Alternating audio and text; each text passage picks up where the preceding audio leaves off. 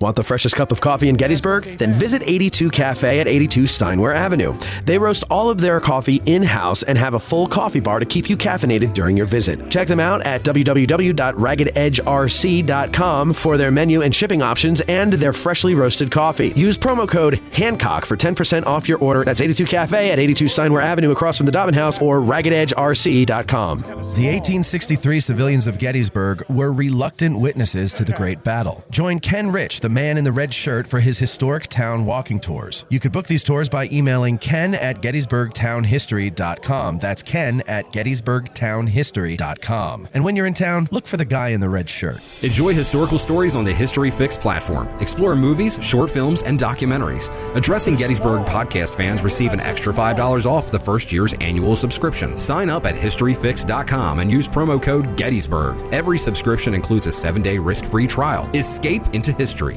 with History Fix. This episode of Addressing Gettysburg is brought to you in part by me, audiobook narrator Mike Scott, narrator of Savis Beattie's Bloody Autumn, the Shenandoah Valley campaign of 1864, and Unlike Anything That Ever Floated, the Monitor and Virginia and the Battle of Hampton Roads. If you are an author or publisher interested in having your titles produced as audiobooks, or even just in learning more about the process, give me a shout. You can find my contact info on my website, MikeScottVoice.com. That's MikeScottVoice.com. And Civil War Trails. It's the world's largest open-air museum, and they offer over 1,300 sites across 6 states. Drive the Gettysburg campaign turn by turn, paddle to Frederick Douglass's birthplace, or hike to remote earthworks and artillery positions. Visit civilwartrails.org to request a brochure and explore their interactive map. Follow Civil War Trails and create some history of your own. All free episodes of Addressing Gettysburg are brought to you by our sponsors and our patrons over at patreon.com/addressinggettysburg. To become a sponsor, send an email to matt@addressinggettysburg.com. And to be a patron, go to patreon.com/addressinggettysburg today. And we thank you in advance. You're listening to Addressing Gettysburg. Okay, it's time to start the program. I have the end of the Buffalo-Cincinnati game on, and we'll probably turn it to the other game for those of you who are interested in checking the score occasionally throughout the program. So I want to thank everybody for coming. And, I guess it's nice to see so many people out to this program since we haven't done them in a few weeks. And it just so happened that, Christmas and then New Year's Day and then part of our closing all hit on the Sundays here. But we will have one next week and a couple in February. Of course, we usually don't do a program on Super Bowl Sunday, and we don't do it on usually on Valentine's Day weekend. We'll see where they hit, and we'll advertise them. But next week, I am going to do a program. Once a year, I do a program about the life and times of Jenny Wade, or some variation thereof. So this year, I decided to do a program called Jack, or I guess I called it Jenny and Jack and Wesley, and the whole program would be about, the story of the message and how that story about Jack having a message for Jenny evolved over the years. So I thought I'd just do something really specific that people who are into Jenny Wade might like. And there's already every indication that that program is going to sell out very quickly or be very popular. Some reason people like Jenny Wade. What else did I want to mention here in the beginning? I did find, I didn't put it in there, that's all right. There was something else, but I'll think of it as we go on here. So the program tonight that I chose to talk about is Caught in the Crossfire. And, I've always been interested in the people during the battle and their experiences. And one of the things I'm always curious about is what was it like to be in the town during the battle? And, most of the more intelligent people who were in town during the battle were hiding in their cellars. And, I think it's easy for us to criticize the people. Why did you stay in town? Why didn't you leave? you should have gotten out of there. Especially in the case of Jenny Wade. Did they have any clue that it was going to be that bad? But it's interesting the things that led up to them being trapped into town in their cellars. And a lot of the civilians did, witness the battle, the sounds and sights of the battle from their cellar. A good example is Amelia Harmon, who lived on the first day's battlefield, and she wrote, "From our cellar prison we could hear the constant crack of rifles, the hurried orders, and outside the mingled roar of heavy musketry, galloping horses, yelling troops, and the occasional boom of a cannon. The suspense and agony of uncertainty were awful. We could hear the beating of our own hearts above all the wild confusion. How long this lasted, I know not." So we do have an illustration from Frank Leslie's magazine in October. It's from the issue in October, I think, 1862. And it's women and children in a cellar at a house on the Antietam battlefield, or in the middle of Sharpsburg, in the town itself. So that's the only real illustration that we have done at the time, what it must have been like. And of course we have Don Triani made some illustrations for the wayside exhibits in town early on. I think it was Jerry Bennett that asked the borough to commission him to do a family hiding in their cellar. And this illustration was made for the wayside exhibit in front of the public library up on Baltimore Street. I really enjoy the little kitty cat and how scared the kitty cat is in the illustration. I should mention that tonight's program is being recorded by Addressing Gettysburg. And sometimes I do programs that are more heavy on slides and illustrations. And this program is probably better suited for the podcast because it's not as heavily geared towards the illustrations that I'm showing. I just thought I have to show illustrations with my program because that's what we do. Speaking of Addressing Gettysburg and its associated show, Veronica was really excited about the Historical Society's tour that we gave the other night on our YouTube channel. And she especially liked the exhibit that I discussed that is not going to go into the museum. One of the ideas I had that didn't make it. And I've gotten so much support for that, special display now that I'm really going to push it. So sounds like it'd be a blast. That's for her. That's right. So you watched it too, obviously. Okay. But gist of that was scaring fifth graders out of their minds. Something that, for some reason, appeals to me. So, throughout the American Civil War, the people who lived here were under the constant fear that the Southern Army might invade south central Pennsylvania. And of course, we're only 10 miles north of the Mason-Dixon line. And with, especially in the beginning of the war, whether Maryland was going to stay in the Union or not, being a matter of some uncertainty, there was definitely the fear that Gettysburg might be in the path of an invasion. And of course, in October of 1862, Jeb Stuart's raid did pass through Adams County.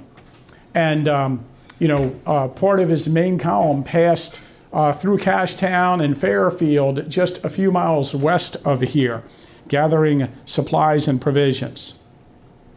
According to Henry Eyster Jacobs, so close was the town to the southern border that from the outbreak of the war until more than a year after the battle, it was in a constant state of insecurity. There were reported alarms of the approach of the enemy. And throughout the war, there were alarms and false alarms. And every time there was a false alarm, people in the town gathered up their supplies and they put them in a wagon, or they gathered their horses together, and the bankers sent all their money out of town, and time and again, these rumors were just rumors. And it's interesting, the town, it wasn't until 1863, in January of 63, I believe it was, that the town actually got a telegraph to the outside world. And prior to that, we had to rely on information being brought into the town by riders on horseback. And of course, with the advent of the telegraph, there was instant communication. It was a lot easier to figure out that there was actually no force when there was a rumored threat.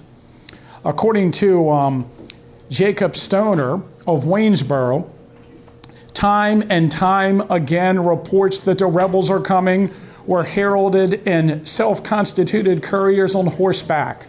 For 4 long years, the border people were kept in a state of suppressed excitement, not so much on account of actual appearances of the enemy, but because of the ever reoccurring rumors.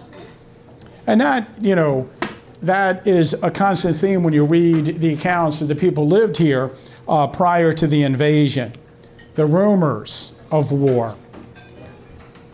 According to Leander Warren, who lived here on Railroad Street, every little while we would get word that the Confederates were coming, and people would come over the mountains into the town, their horses by the hundreds. Very often, there were no Confederates on this side of the Potomac. And what's really fascinating is because the chaotic nature of people fleeing ahead of the imaginary enemy was a reoccurring experience, a word developed to describe the people who were running. In his reminiscence of the battle, J. Howard Wirt maintained that the term skedaddle was born of the Civil War. He claimed the term, quote, was used to express any panicked flight or large bodies in flight, either of civilians or soldiers, at the actual or rumored approach of the enemy. And in 1963, during the 100th anniversary of the Gettysburg campaign, the Chambersburg Chamber of Commerce published a little booklet. I'm sure some of you guys may have the booklet like I do. It's called the Centennial Booklet. And you can still buy it around flea markets in this area, and they're relatively cheap in great quantities. And in the book, there's this interesting passage. Did you know that the word skedaddle was coined during Lee's invasion and has remained in our vocabulary until now? It is included in nearly all the dictionaries, including Webster's. The word probably was a contraction of ski, meaning hurry, and don't dally. But it did mean confusion and haste. If Lee left nothing else good in his visit to the Cumberland Valley, we are indebted to him for this one word. And of course, Webster's online dictionary defines skedaddle as run away, scream to flee in a panic. And the etymology of it, or the origin of the word, is unknown, but it says in the Webster's its first known usage is 1861. And there's plenty of documents of the usage of the word during the Gettysburg campaign. Jacob Stoner, who I mentioned earlier, was a historian of Waynesboro, Franklin County, Pennsylvania. And he was also fascinated with the usage of this word and the fact that it may have been used to describe the flight of South Central Pennsylvanians. In his 1931 book, he wrote, "The humorous sounding word skedaddle was coined at this time to describe these flights. No one knows its history or origin. It appears to be related to the word helter-skelter, which also indicates hurry and confusion. It may be it is allied to the word scud. In either case, the sound of the word suggests its meaning. Skedaddle is a word of local significance, having been applied principally to the flights through the Cumberland Valley." I just think that's kind of interesting that this word, really gained fame because of the civilians fleeing this area.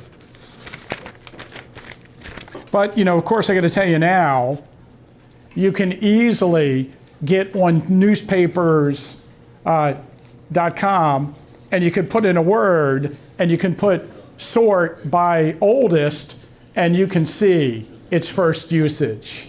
And it's not the Gettysburg campaign. It appears to be used to describe the flight of the Missouri border ruffians out of Kansas during the Kansas, a bloody Kansas affair.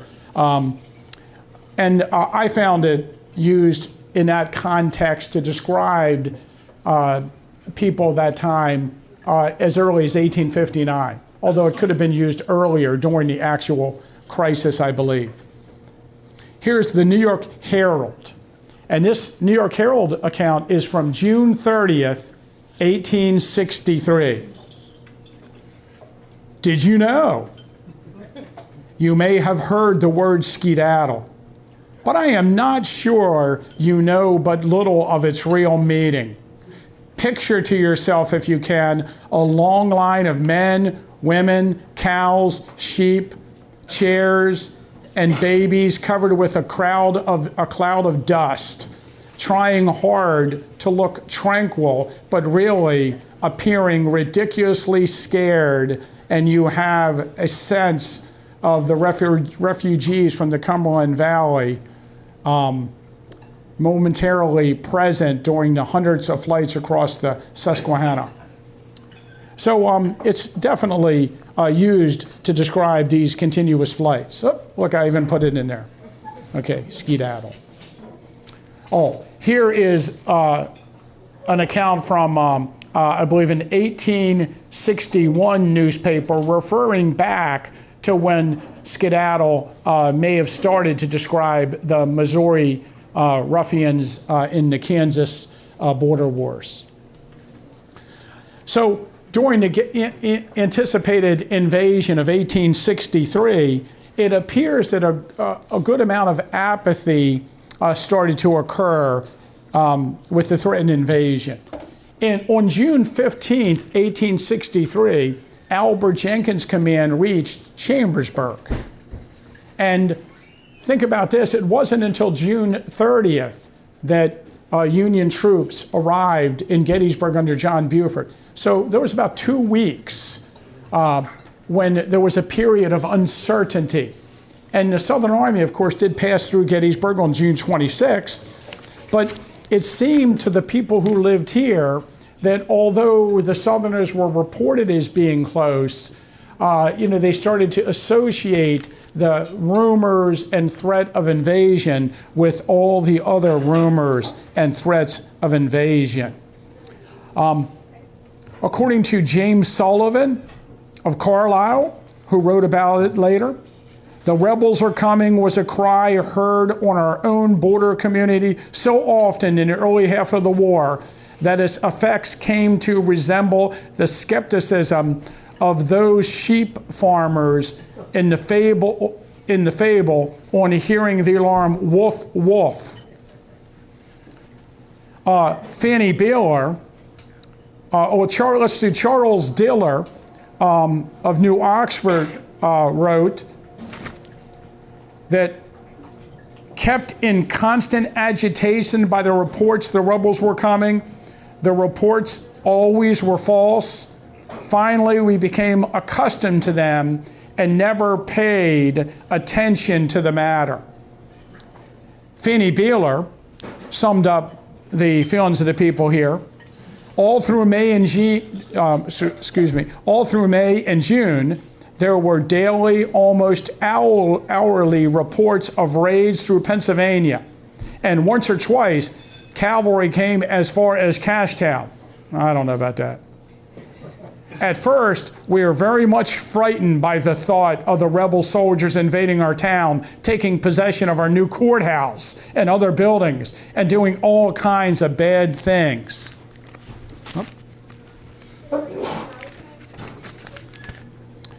As day by day passed and they did not come, we lost faith in their coming. And it grew to be an old story.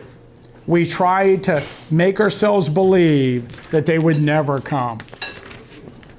And I just point all these accounts out because it's really hard at the time of the battle to convince the local people that there is going to be a real battle in and around their town, and that maybe they should flee for safety. Especially during the period between June 15th and June 26th, where it appears if the Southerners had invaded south central Pennsylvania and the Cumberland Valley, and it seemed that their invasion was contained and that the militia was holding them back. Of course, on June 26th, 1863, the Southern Army, an element of it under Juba Early, did pass through the town of Gettysburg and move off to the east.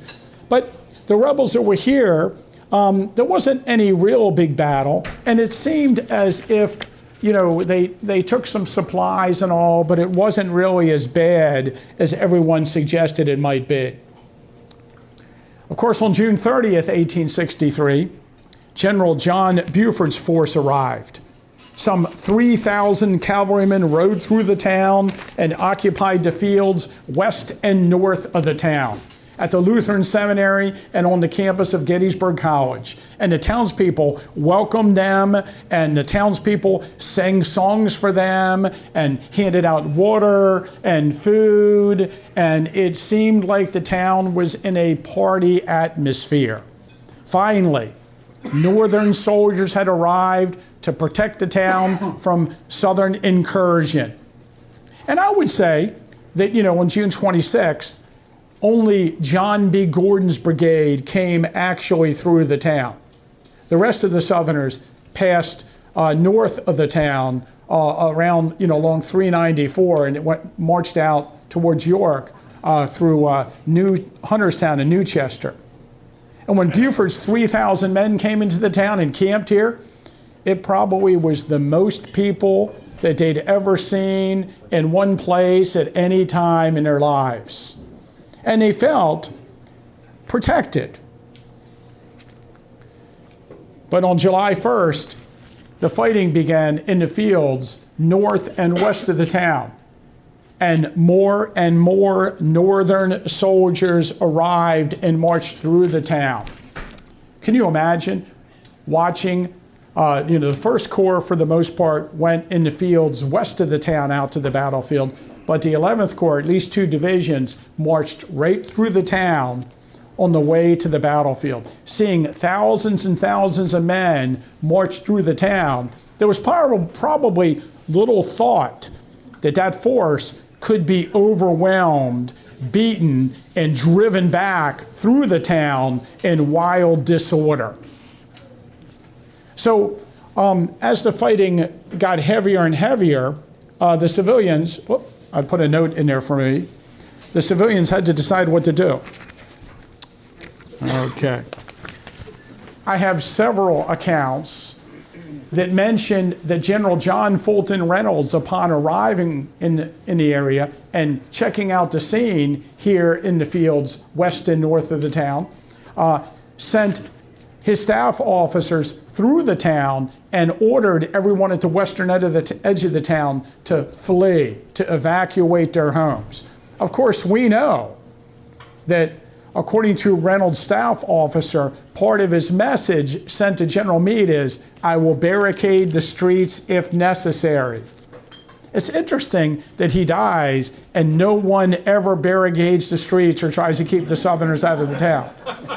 Do you ever think about that? I do now. Okay, so it never actually happened.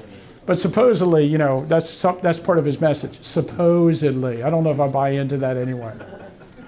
But Reynolds is known himself to have ridden through the edge of the town and ordered people to their cellars and ordered them to evacuate the town. And there's good evidence that he sent some of his staff officers to tell the people to get out of the edge of the town.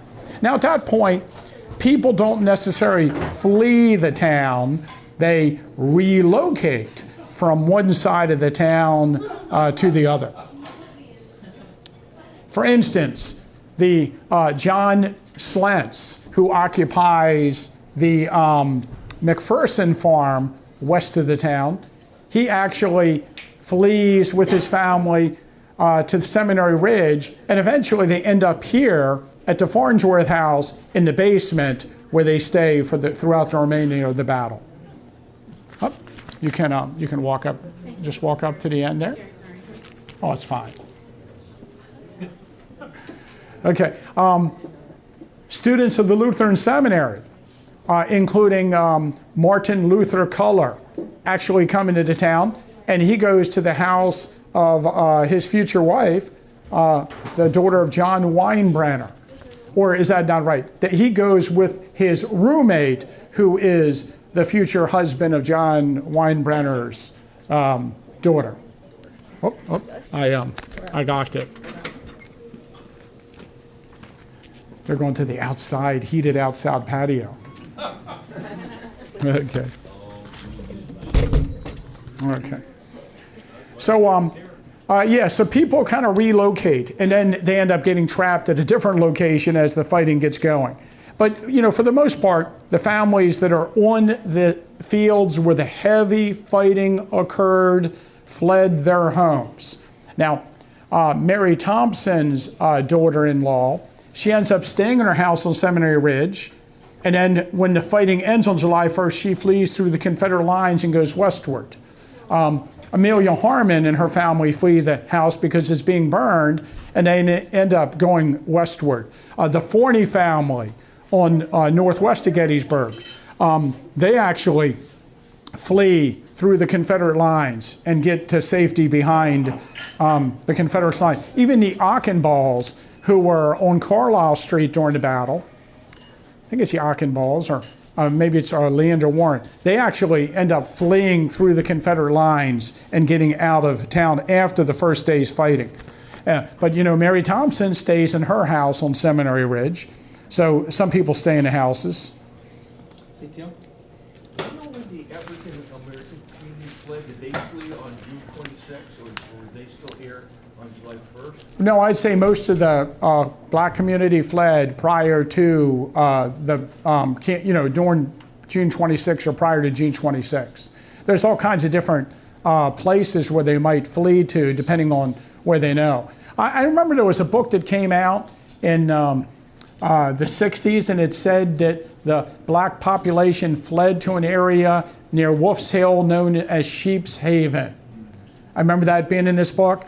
I have never seen any other documentation for that supposed hiding place. But, you know, there's an account called The Colored Servant Maid, and she lives on her ridge, and she stays in a house on her ridge during the battle. So some people did stay, even, you know,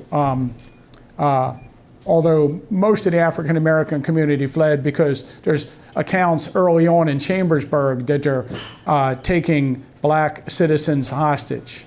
And that's an interesting question. Should we stay or should we go?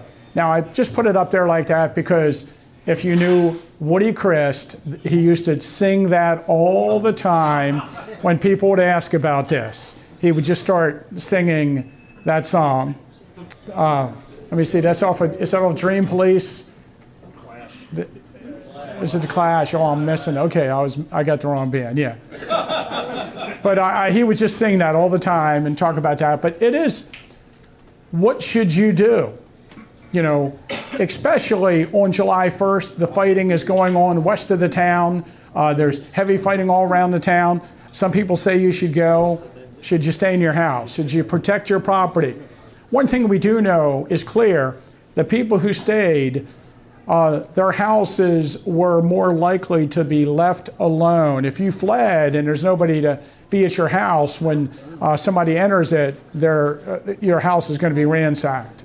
So, and then what do you do if you're the wife of a farmer who's already fled the area with all your horses and cows, and you're left behind to make that decision on your own? And then maybe you go with your neighbors. It's impossible for us today to figure out how many people stayed and how many people vacated the town. And if you ask me, just by looking at the accounts and reading the accounts of who stayed and who said they fled and how many people were at the places they fled to, it seems like half the people in the town fled and half the people in the town stayed. That's the best I can do. So what I've tried to do over the years is I've tried to come up with a list of people who stay in their houses and which houses I know are occupied by people during the battle. And then I've tried to figure out what cellars are they in. Sometimes all the people in one neighborhood congregate in one cellar during the heavy fighting, and sometimes they're in their own cellars. But during the fighting, most of the people went to the cellars. I guess it depends where you live in town. A couple things I noticed. You are more likely to stay in your house and not go to your cellar if you live in a brick house. You're more likely to stay upstairs in your house and not flee to your cellar if you're in the part of the town where there's not sharpshooting action. You're more up the street and on the northern side of town as opposed to being on the southern side of town. But most of the people fled to their cellars when they could. And I should mention that we do have accounts of the 12th Army Corps on July 1st marching up the Baltimore Pike, and we also have accounts from Stone's Brigade and Barlow's Division coming up the Emmitsburg Road, and soldiers who write about that particular stage of the march say the roads were crowded with civilians fleeing the town. So they're fleeing to the south, and some are fleeing to the east, out the Hanover Road. And also we should mention that there's not much time to make a decision in this respect. There was heavy fighting on the first day, and in the afternoon, the fighting started, and you got your chance. Are you going to leave? Then you have to do it very quickly, because suddenly the Union Army retreats through the town, and all the soldiers in a retreat are yelling to the civilians to get inside their houses and take the refuge of their cellars. And so a lot of people might have thought to flee, but then just didn't actually have the time. And when you flee, what do you take with you? Charles McCurdy has a great account where he has a cigar box, and he has to decide on his most valuable possessions he's going to take with him in that cigar box. So that's probably a good exercise for kids when you ask them about what would you take with you.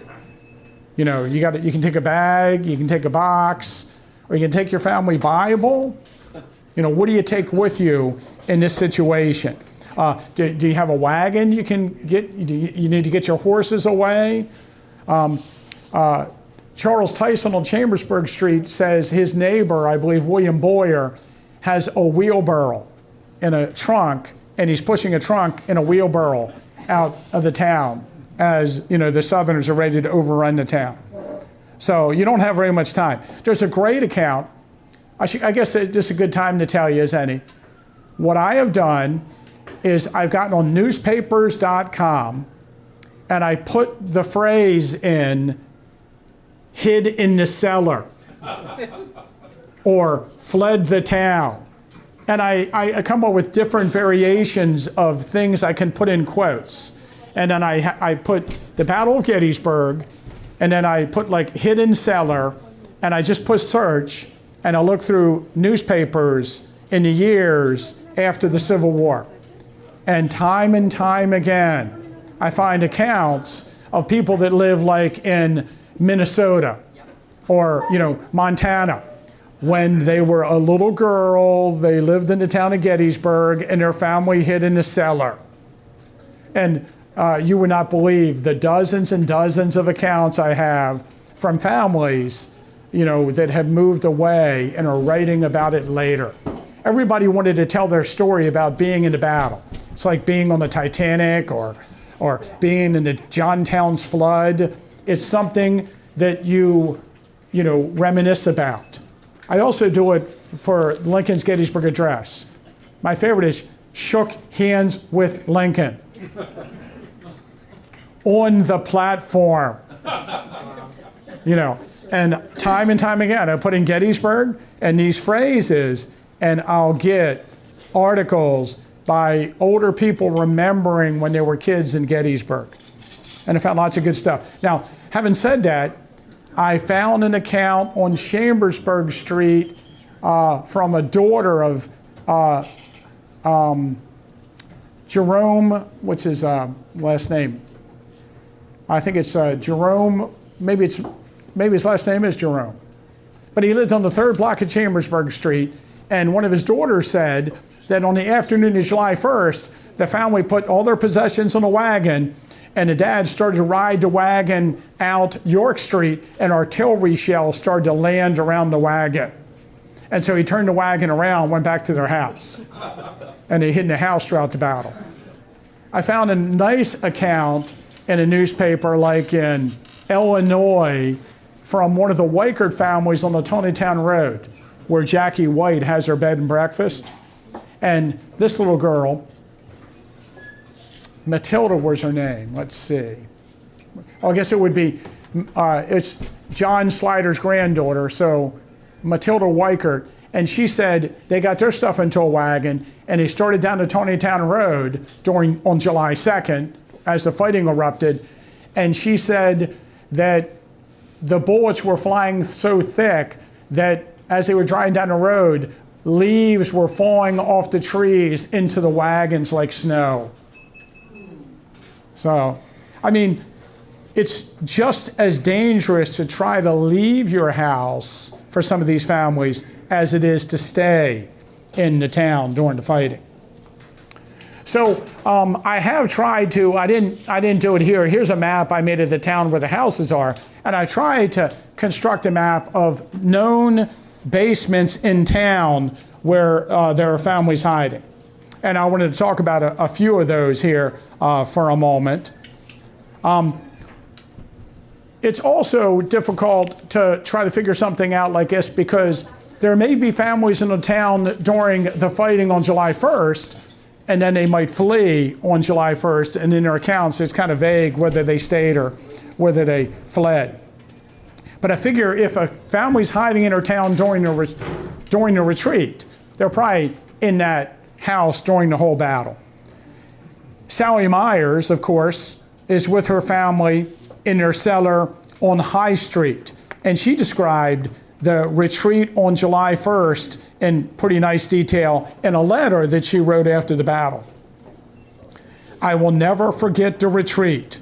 It was something terrible. No human words can describe it, and no one who was not on the scene can realize it. The order came at 4 o'clock for everyone to go to the cellars. We stayed in our cellar for 2 long hours, and I will never forget them. Some of the retreating men went through our house, and the noise above our heads, the rattle of musketry, the screeching of shells, and the unearthly yells added to the terror and cries of the women and children. And we have account after account such as that describing the situation here. Let's see.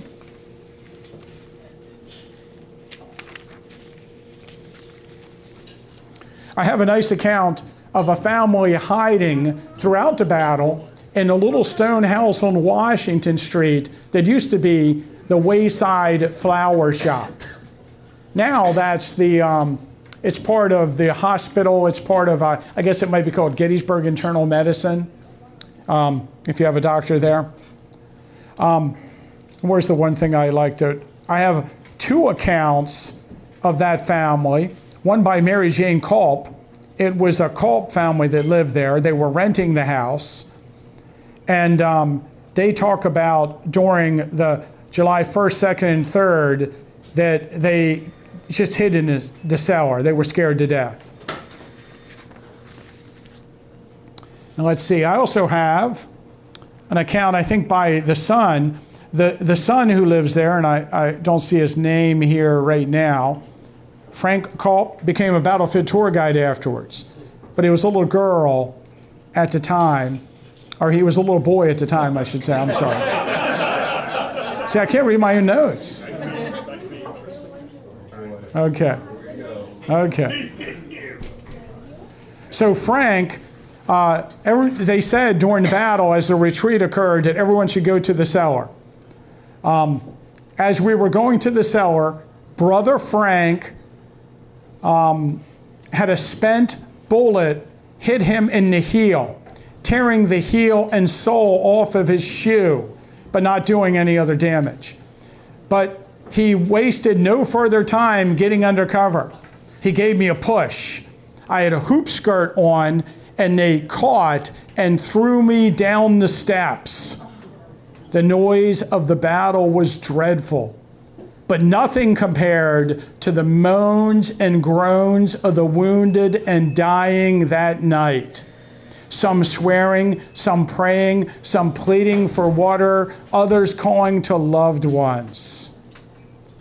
That's crazy.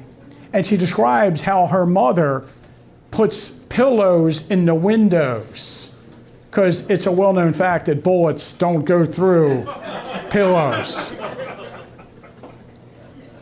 And also, I think she says feather beds. I think that's just so interesting. Our house was riddled with bullets. Oh, here it is. And on the second day, Mother, afraid for the younger children, myself and sister and brother, ordered my older sister. Sorry. Then they take the people out of the house. She's talking about something else. I'm sorry. That's not what I thought it was going to be. So we also have a really nice account from Kate Waddles Kuhn. I wonder if I put that in here. Oh, here it is. Okay, so here is the Fonestock building on Middle Street in this photograph I'm showing.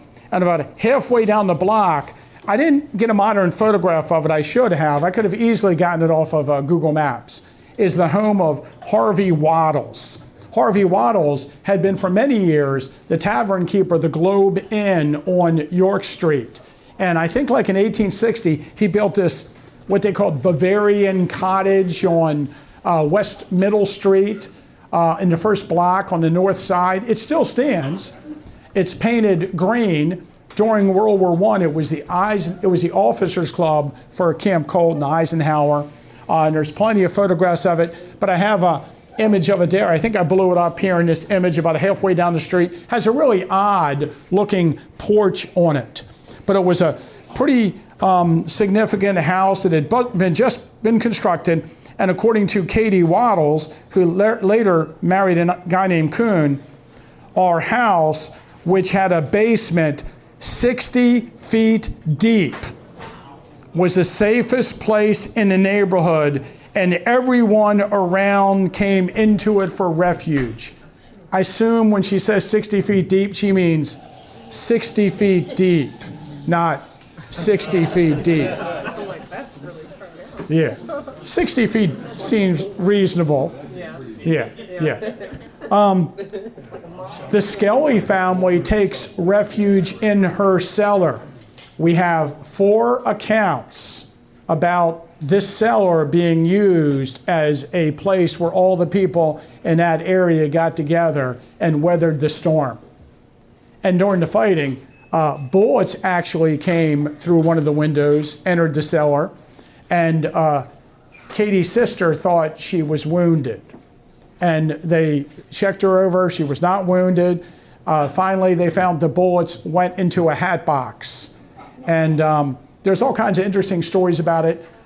Daniel Skelly writes about it. His sister, Annie Skelly, also writes about some of the things that happened in that cellar during the battle. But it's interesting to think about all these people congregating in one place during the battle. So it's kind of interesting.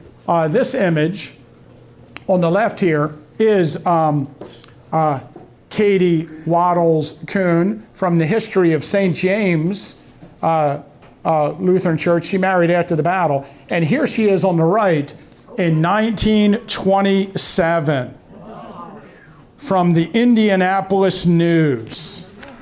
So this is one of the accounts that I found.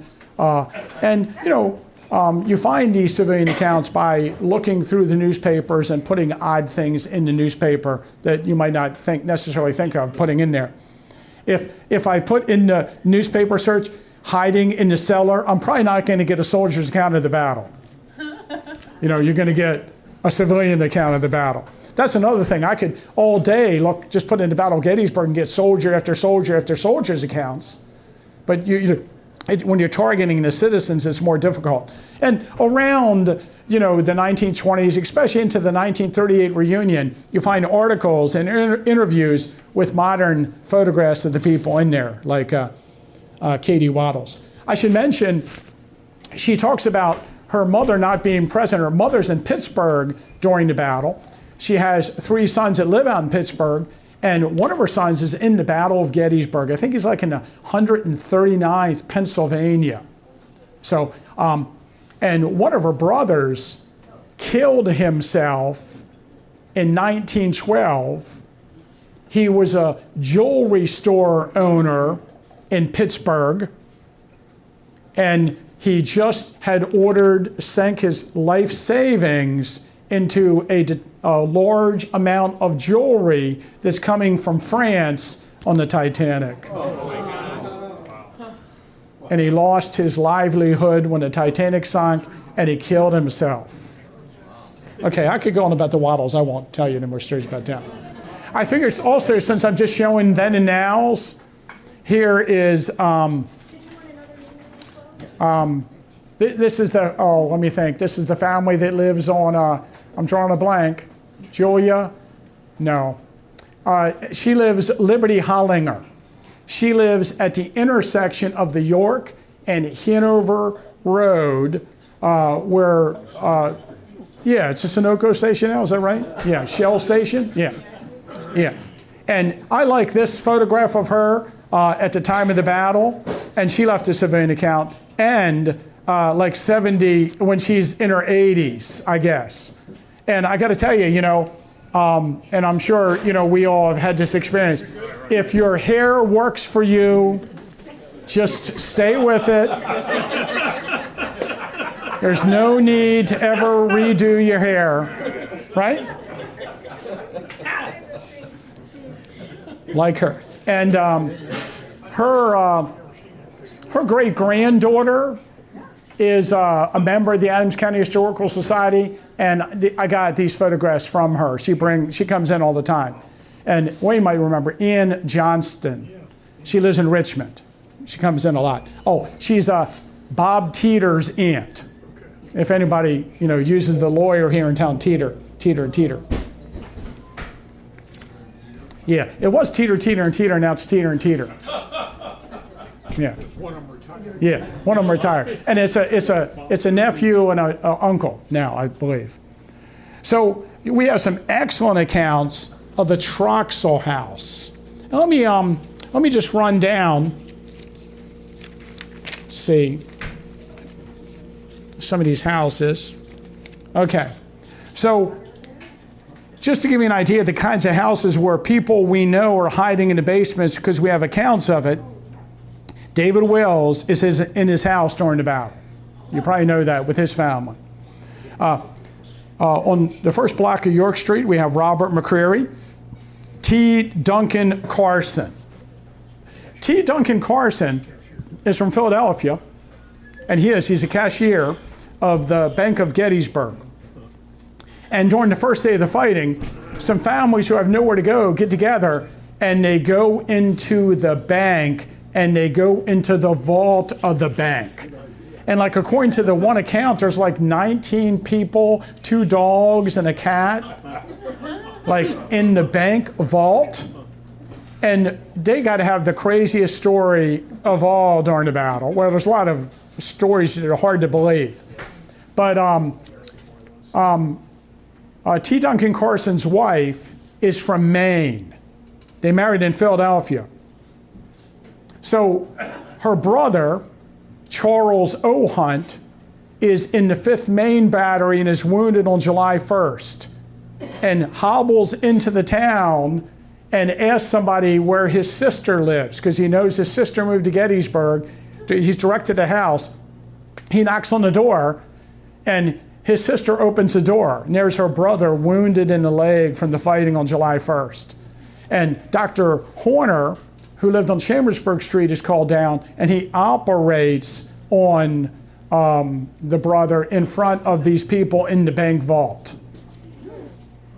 But they're in the bank vault. Of course, the Globe Inn is used as a hospital, and there are people in there. That's on York Street. Andrew Polly, we know, is with his house, with his family on York Street. That's where the Moose is, or the pizza place now. Jacob Brinkerhoff, he's in his house during the battle, and he says that Edward Johnson and Stuart are eating in the house for dinner on July 1st. Reverend Essick is in the St. James Parsonage, and of course St. James is used as a hospital. Jeremiah Culp, who I talked about in my Battle Babies video, they're in the basement. John R. Warner, the minister of the Presbyterian Church, Lower Marsh Creek Presbyterian Church, and Rock Creek, a Great Conewaga Presbyterian Church in Hunterstown. He attends both those churches. He lives on York Street in Gettysburg. And he lectures after the battle as an eyewitness to the battle. And he's one of the first people that goes around the country and gives a lecture. He actually gives a lecture to the United States Congress on the Battle of Gettysburg in like 1864. Now it's done at night, so it's not like during a regular session, but he gives a speech. And there's a great account by a little boy in town who goes to Reverend Warner's cellar, and they're hiding in that cellar. A guy named Harry Troxell, who was like the grandfather of Mayor Troxell, who was a longtime licensed battlefield guy. But he has this account, and he talks about how after the battle, Reverend John R. Warner goes around lecturing as an eyewitness to the battle. And he says, well, I guess he opened up the cellar door once or twice and looked out. So, and Hollinger, we mentioned Hollinger on York Street. Chambersburg Street, of course, way out, we have Mary Thompson. Mary Thompson's in her house during the battle. The Sheeds family are in their house during the battle. Carrie Sheeds and her dad, and your mom and sister in there. Samuel Folk, we know he's in his house. John Burns, we know he's in his house wounded from the first day's fighting. David Troxell. Jerome Walter, that's who the last name of the Jerome was. Jerome Walter is in his house. David McMillan is in his house on York Street. Charles Schaefer is in his house on York Street with his family. And that's where Lucius Fairchild takes refuge on July 1st, the colonel of the 2nd Wisconsin who's wounded in the fighting. The Eagle Hotel, the Tate family are in there. The confectionery next door, John Gruhl, they're in there. Nancy Weicker lives on Chambersburg Street. Dr. Robert Horner is there. John Scott, who his sister-in-law is Mary McAllister, they're on Chambersburg Street. Alexander Baylor, we know he's there.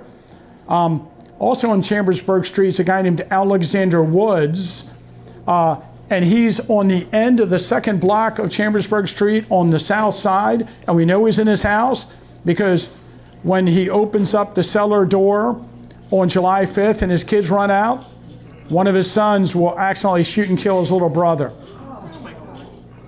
Found a musket in the backyard. The Christ Lutheran Church is a hospital, and William Zell is the sexton as he's living in the basement with his family. Samuel McCurry, the hat maker on Chambersburg Street, he's in the house during the battle. Robert McCurdy, of course, his son Charles McCurdy left in a civilian account. George Arnold, who owns a store, he's in his house.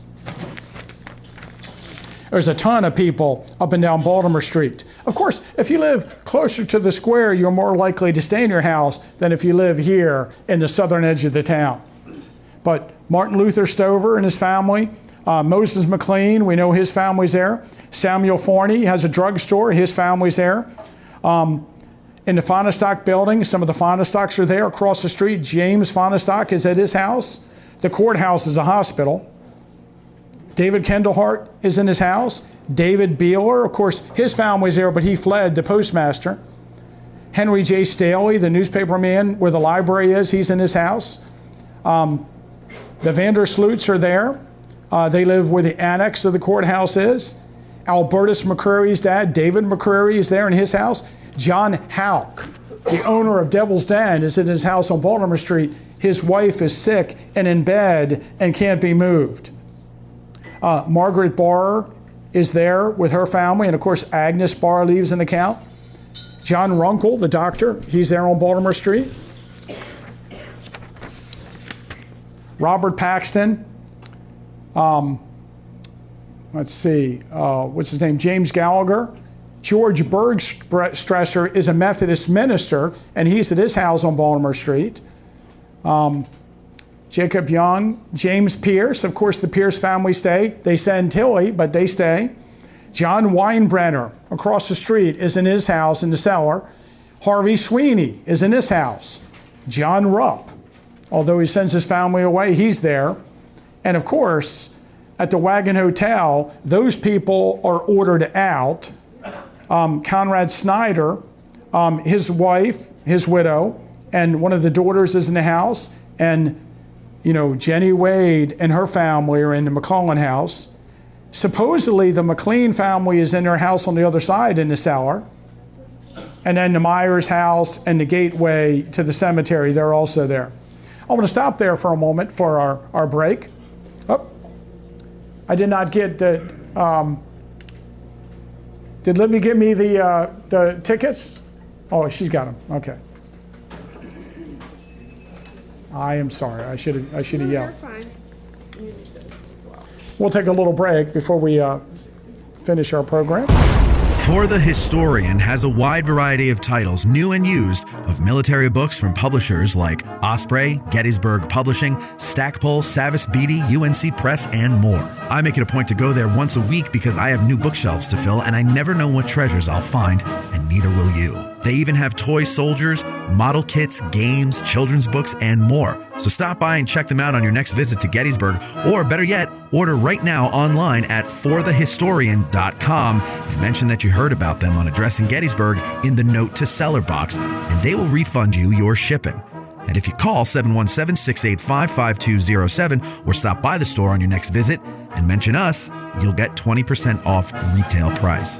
That's forthehistorian.com or 717-685-5207. If you're a lover of history, then go to trhistorical.com. There you'll find apparel, decor, and gear, and our listeners will receive 10% off plus free shipping within the U.S. if you use promo code GBERG1863 at checkout. So take advantage of this deal at trhistorical.com. TR Historical, for the love of history. You've heard us promote various ways that you can help us keep the show going, but one way we haven't pushed too much is our sutlery at addressinggettysburg.com/shop. That's a shame because we have designs over there by talented artists like Ty DeWitt of 1863 Designs and Mike Stretch of the Heritage Depot. So now we're promoting it. Buying shirts, hoodies, mugs, and other items from our sutlery not only helps us keep the lights on, but it also helps guys like Ty and Mike, and it helps spread the word about the show every time you wear an item or you sip from your mug. So head over to addressinggettysburg.com/shop and grab some merch. It's the perfect Christmas gift for the Gettys nerd in your family. That's addressinggettysburg.com/shop. Hey Gettysburg business owners, winter is just around the bend, and you know what that means, no tourists. But just because people aren't coming to you doesn't mean you can't bring your business to them. If you ship, you're still in the game. And if you're a seasonal business, the time to advertise for your next season is in the off season when people are making their plans. So what's an affordable yet highly effective way of reaching those people? Well, it's not radio. It's not TV, and it's certainly not print. Step out of the Jurassic era of advertising and run an ad on Addressing Gettysburg. We just reached 1 million downloads, and we're growing by the tens of thousands every month. Beyond that, our audience is happy to support those who support their favorite podcast. So email sales@addressinggettysburg for more information about advertising on our show. We look forward to helping your business grow. That's sales@addressinggettysburg.com. Okay, a couple things. Okay. A couple things that I wanted to mention is, one of them was, yes, looking at my list, I skipped over the Henry Garlack house I had on. Of course, the Garlacks are in their basement throughout the battle. And because they were in the house during the battle, when sharpshooters try to come into the house, Mrs. Garlack is able to tell them that she doesn't approve of sharpshooters firing out her window. No, I think in that case, yes. I think in that case it did work. It must have been the Alabama sharpshooters, not the Louisiana sharpshooters, Yeah, I don't know. But also, somebody asked about the bank vault.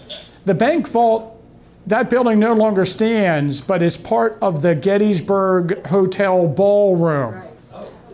And of course, we don't know where in that original building the bank vault was, probably to the rear of the building, probably when you go to the bathroom at the Gettysburg Hotel, probably there. But,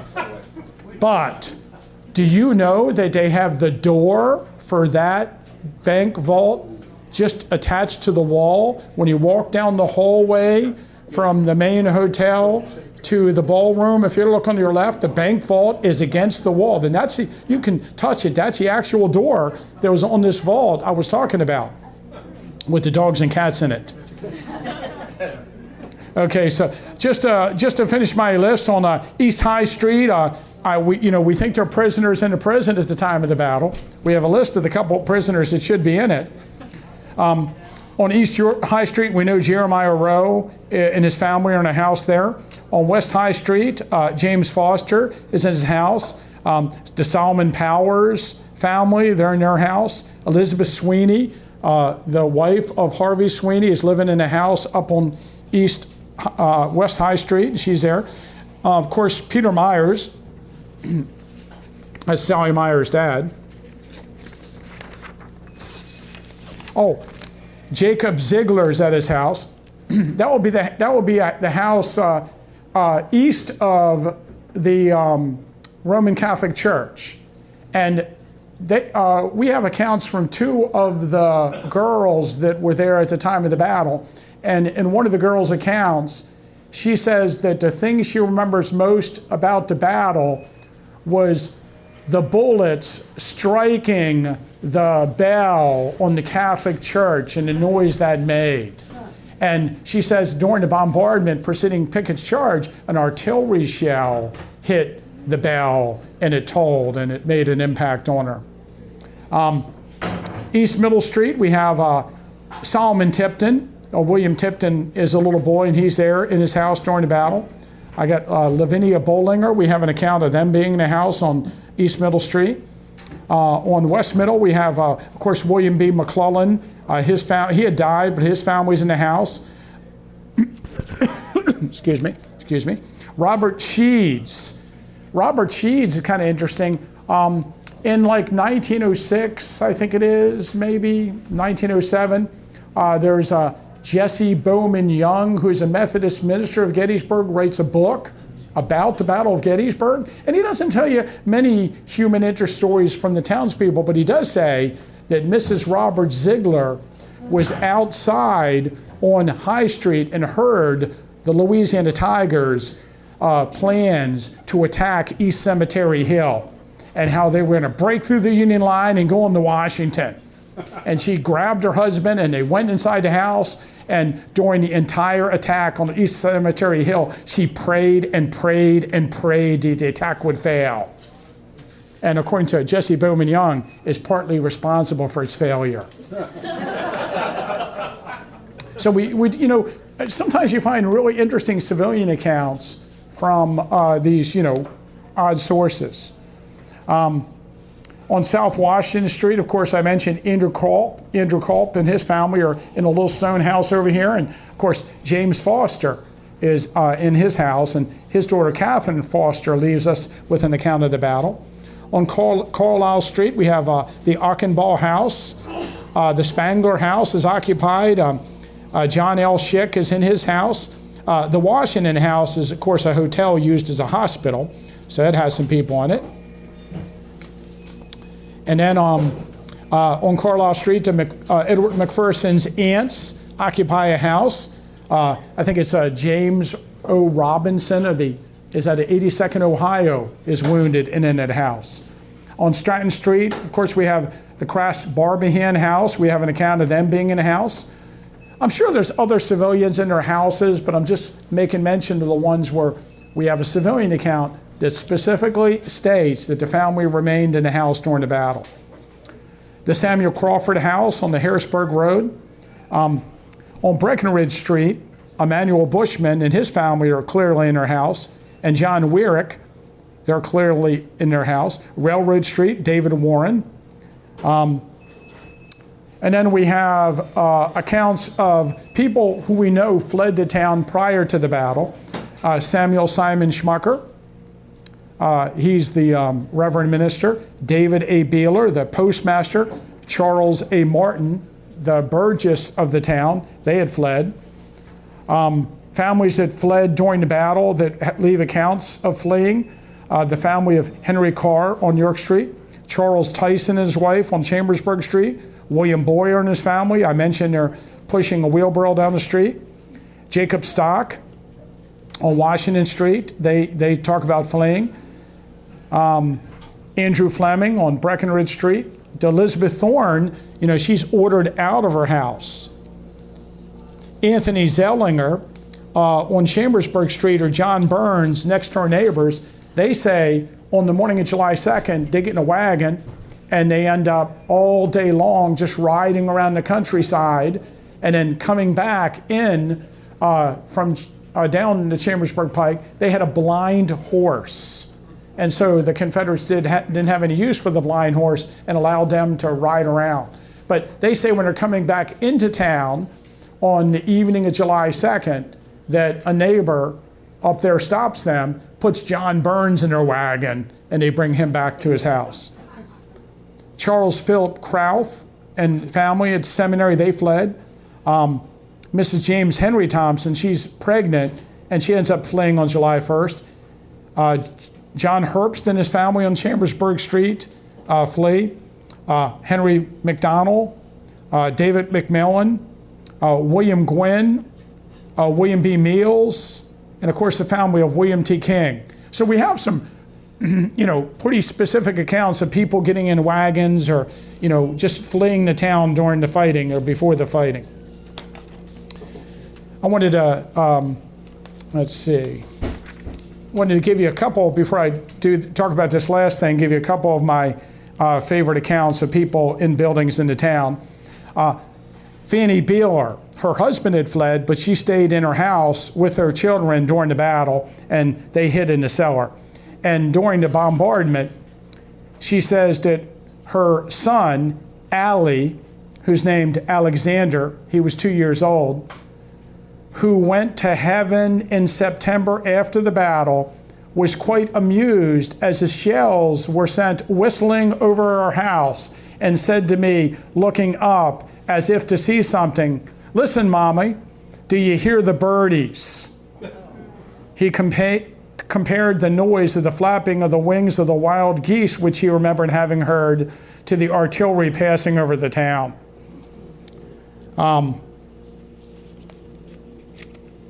Let's see.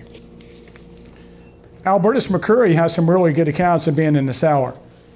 He says on July 1st, an officer rode his horse up on the pavement among the soldiers and said, "All you good people go down into your cellar or you will all be killed." We obeyed him at once. Several neighboring families also sought the refuge of our house, for it was large and well built with a strong cellar wall of stone. Hardly had we all got down in the cellar when we heard fighting all around the house. There were several small windows in the wall, and the light cast shadows on the opposite wall of men rushing back and forth. Those shadows filled us all with horror. I think that's really good. Let's see, Sally Myers, I read that one. Henry Oyster Jacobs is in a house on Washington Street. Michael Jacobs of Gettysburg College is his father. And he talks about the family going to the cellar on July 1st. Our family now took to the cellar where a window afforded a partial view. In the rear of the fleeing, routing troops, the artillery lingered, turning now and then to fire and deterring shot, and as best it might, protect the despairing retreat. But the rebels kept up at their very backs. As I stared from the window, I saw a Union soldier running, his breath coming in gasps, a group of Confederates almost upon him. He was in full flight and not even turning or even thinking of resisting. But he was not surrendering either. Shoot him, yelled a pursuer. A rifle cracked and a fugitive fell dead at our door. So you can imagine some of these situations. Okay.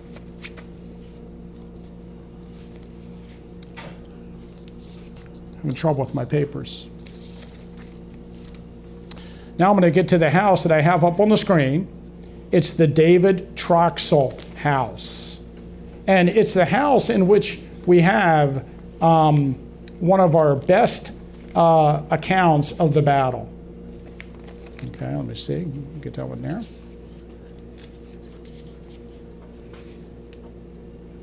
If I know what I'm doing. Okay, here it is. At the time of the battle, David Troxell was a 53-year-old carriage maker. In 1857, he purchased an empty lot at this location for $100. In July of 1858, the Gettysburg Compiler reported that David Troxell Sr. is about having a 2-story brick dwelling house erected near the west end of Chambersburg Street.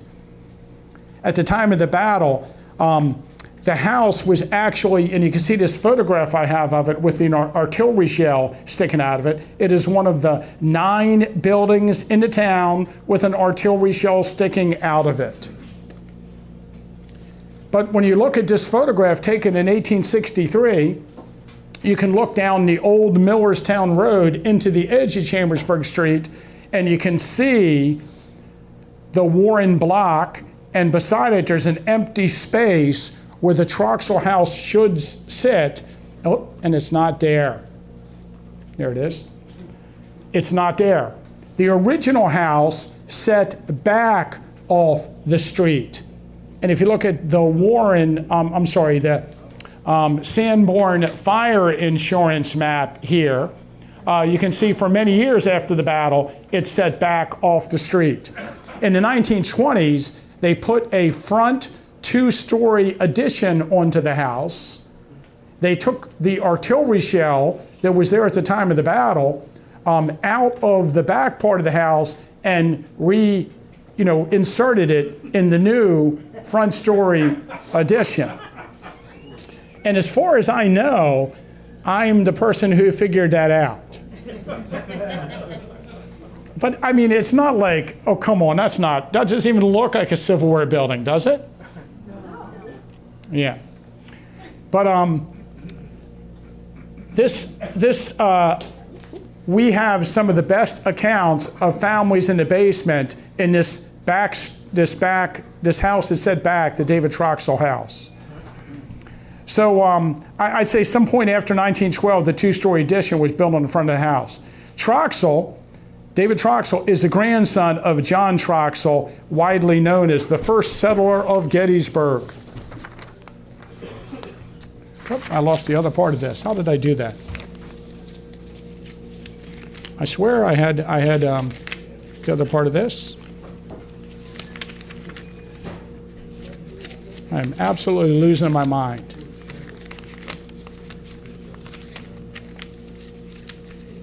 Okay. Somewhere I absolutely just lost my other part of my notes. Maybe I didn't bring them. But I do have the one thing I really wanted to read here. Sally Myers, Sally Myers, Sally Myers.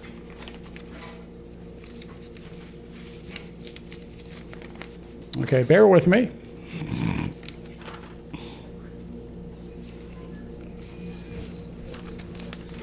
So, Sarah Broadhead writes about this house in her account, and she writes about the people that were in this house during the battle. Let's see. Oh, here it is. Okay. You put your papers up against the... Now, how can I do that? Thank you. Thank you there. Thank you. Thank you. Sarah Broadhead talks about that all the residents that lived in the Warren block, that 2.5-story brick complex, apartment complex just to the east of it, all stayed in town during the fighting. And they all took refuge in David Troxell's cellar. And I mentioned here, I found the rest of my notes. John Troxell, his grandfather, had purchased some of the first land in the town and built apparently the first house in Gettysburg after the lots were purchased. And so that's why he's the first settler of Gettysburg. When the grandfather died in 1855, at the age of 94, he left behind 10 children, 71 grandchildren, and 120 great-grandchildren to mourn his departure. David was one of those 71 grandchildren. The 1860 census indicates that he was single, and he lived here with his mother, Catherine Troxell, and a maid, I believe, named Rebecca Kiefer. And the Warren block had been named after Thomas Warren, who built the series of apartments in 1850. Or in the 1850s, I don't have an exact date. At 217 Chambersburg Street lived Joseph Broadhead, his wife Sarah, and their child Mary Broadhead, and a well-known nurse of the town, Sally Heckenluber. Sarah Broadhead gained widespread notoriety due to the fact that she wrote an account of the battle that was published in 1864 from the civilian perspective. 215 Chambersburg Street was George Gilbert Myers, 51 years old, his wife Elizabeth Myers, and their children, John Myers, Robert Myers, Mary Myers. Their son George Myers was married at the time and living elsewhere with his wife and child. The Adams County Historical Society has 1860 daguerreotype of George Gilbert Myers and his grandson of the same name. Another of their son, David Gilbert Myers, was in Company F, 87th Pennsylvania Infantry at the time of the battle. He was captured in the wilderness and died at Andersonville Prison. At 213 were Jacob Gilbert, his wife Elizabeth Gilbert, and their 2 daughters. And all these people I'm mentioning were in the cellar of David Troxell's house. At 211 Chambersburg Street was Owen Davis and his wife Rachel Davis and their children, which included 2 boys and a small girl. And she was pregnant at the time. And of course, if you remember from a program I gave a few weeks ago, one of their children was named Annie Meade Davis after she was born.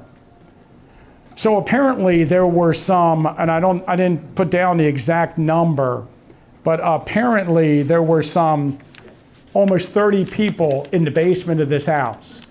at the Adams County Historical Society, I do a video where you can see we actually are in the cellar of that house in the original section where all these people were hiding during the battle. And we have two really good accounts, one by Sarah Broadhead and another by Elizabeth Gilbert, of the people in the cellar during the battle and what happened to them. And I think Sarah Broadhead's account of the bombardment preceding Pickett's charge is one of the best civilian accounts that we have that describes the battle. Actually, before I read that, I should mention, on July 2nd, while they were in the cellar of the house, an artillery shell hit the house. They heard it hit the house. Everyone knew it hit the house, but they really didn't talk much about it because of all the children that were with them at the time. And they waited to see if it would explode. And miraculously, the shell did not explode, but remained embedded in the house. And it is one of the best documented shells in a building in the town we know has been there since the battle, at least in this, near the same location, because they took it out and put it in the new front of the house. I wonder if someone disarmed it first. Hopefully, after they pulled it out, they disarmed it. Like one of the kids? When I bring this up, yeah, one of the kids. When I bring this up to people about the 9 buildings in the town with artillery shells sticking out of them, they usually laugh, like, "Oh, come on, there's nothing wrong. They're not going to explode now." The one I tell you, there's 2 of them that kind of worry me. One of them is in the girls' school, on High Street. It looks like it's there. It looks like it hasn't been taken out. The wall inside the building is bulging a little bit where it hit. And maybe the one above the Cannonball Malt Shop, or, the Lulu's now. That one looks like. I think they took it out and checked it. And when they were building redoing the Will's house. I don't know that it's ever been taken out, but, Oh, it's there. No, but I mean, she's saying it's taken out, check to see if it's live, put back in. But that's no, I mean, you hope that people do that once in a while. Here's all I got to say about it is they found an artillery shell in the barn near the Eisenhower farm. What's the farm just near the Eisenhower farm that they also, Eisenhower National Historic Site includes like 4 farmhouses, and in one of the barns, like 10 years ago, they found an artillery shell that obviously somebody picked up and had put in the barn, and they called the park, and the park called Indiantown Gap, and they sent down a demolition crew. They took one look at the shell, they put it out in the middle of a field, they put plastic explosives around it, and they blew it up. And I'm thinking, if they don't trust these shells. When I was a kid, in Maryland, there was a father and son, and they were disarming an artillery shell in their basement, and it blew up and they were killed. And I'm sure we all know the story. Just was 4 years ago, a guy in Virginia who was an expert at disarming artillery shells killed himself, Apparently not. I guess it only takes once, right? There's no like, you're 90% good at that job. I mean, so it is, when you said that, it is a legitimate question that we should ask probably. Maybe what happens if one of the buildings catches on fire? Yeah, I don't know. Good question. Okay. I don't have any answer though. So this is Sarah Broadhead's account of being in the cellar on July 3rd, 1863, during the bombardment preceding Pickett's charge. Again, the battle began with unearthly fury. Nearly all the afternoon it seemed as if the heavens and earth were crashing together. The time that we sat in the cellar seemed long, listening to the terrible sound of strife. More terrible never greeted human ears. We knew that with every explosion, and the scream of each shell, human beings were hurried through excruciating pain into another world, and that many more were torn and mangled and lying in torment worse than death, and no one able to extend relief. Some thought that this awful afternoon would never come to a close. We knew that the rebels were putting forth all their might, and it's a dreadful thought that they might succeed. And, all over town, people are hiding in their cellars and listening to the artillery fire that preceded that charge. And I have an account after account after account of it. And you know what I like to tell Wayne and Jim? The civilians tell you how long the bombardment is, too. Because I don't know if you read their Pickett's Charge book, they have an excellent appendix about, what would you call that? No, it's a table and analysis. A table and an analysis of how long is the bombardment, Pickett's Charge. And I got to tell you, the civilians generally think it's between an hour and a half. So none of them goes 2 hours. But yeah, so I can give you some. You have to add it to your analysis. You know what's worse? Next edition. You know what you didn't have a table for? I really like to. How far away can you hear the bombardment preceding Pickett's Charge? Now, of course, then we get into massive debate and speculation as to what account is precise and which ones are not. But I have a few accounts where they talk about hearing it all around Adams County and then into York County, and then of course the famous one they can hear it out near Pittsburgh. Yeah. So anyway, but that's fascinating too. But I very much enjoyed the table about how long was a bombardment. But we wrote it for you, Tim. Oh, I'm sure you did. I'm sure you did. I think maybe not that one, but the one I more think that you guys wrote for me was the one about was Jeb Stuart East Cavalry Field attack had anything to do with Pickett's Charge? That was for all my Custer friends. Yeah, I like that. So the last thing I want to mention, of course, is we do have in immediate vicinity of Gettysburg 2 births that we know occurred in the cellars. And one of them was Jeremiah Culp we talk about. Can you imagine someone going into labor while they're hiding in one of these cellars during the battle? And Jeremiah Meade Culp was born on July 4th. And then, of course, William Sedgwick McCreary that was born on July 5th, July 4th or 5th, depending on what, version of the story you like. But during the bombardment of the town of Fairfield as the Southern Army is retreating through it. So I want to thank everybody for coming to my program tonight. And I promise my notes will be better organized next week, and I won't lose what I'm talking about there. Okay. Well, if you have any questions, come on and ask me questions, and feel free to order another beer. I'm sure your servers would enjoy that. And don't forget to tip your servers. Okay. Well, thanks, everybody. Need a Corps badge or other insignia for your uniform? Then check out the Badge Maker. Here's what some of his satisfied customers had to say. Miranda said, I ordered an identification disc from Joe and it's fantastic. He hand-stamped it exactly as I wanted. Greg said, my unit has purchased from him in the past quality badges and good service. And Jerry S. says, the Badge Maker is the go-to place for accurate replica Civil War badges. So go to CivilWarCorpsBadges.com and attach a message with your order saying you heard about him on Addressing Gettysburg. Our hearts so stout have got us fame, for soon 'tis known from whence we came. Wherever we go, they dread the name of Garryowen in glory. Instead, follow drink down